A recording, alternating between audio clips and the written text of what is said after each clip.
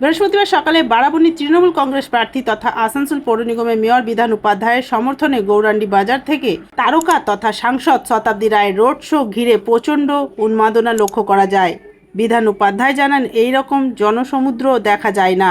শতাব্দী রায় জানান, জনগণ এখনও মমতা ব্যানার্জিকে ভালোবাসে, সেই কারণে পুনরায় মমতা ব্যানার্জির সরকার গড়বে এবং বিধান উপাধ্যায় প্রত্যেকবারের মতন এবারেও জিতবে। Green Asansol, clean Asansol. এসেছিলেন এর আগেও কিন্তু আসানসোলে আপনাদের দেখা হয়েছে, কি বলবেন কতটা মানুষের সারা? বিধান উপাধ্যায়ের প্রতি মানুষের ভালোবাসা আছে, তৃণমূলের প্রতি ভালোবাসা আছে, সুতরাং আবারও জিতবে, এটা নিয়ে কোনো সন্দেহ নেই।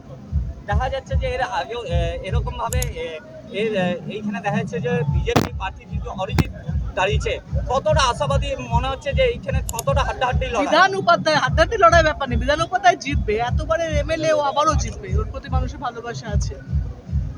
দিদি দেখা যাচ্ছে যে 33% মহিলা সংরক্ষণ কতটা যাচ্ছি, আমরা যাই, আজকে গিয়ে আমাদের ডিসিশন হবে।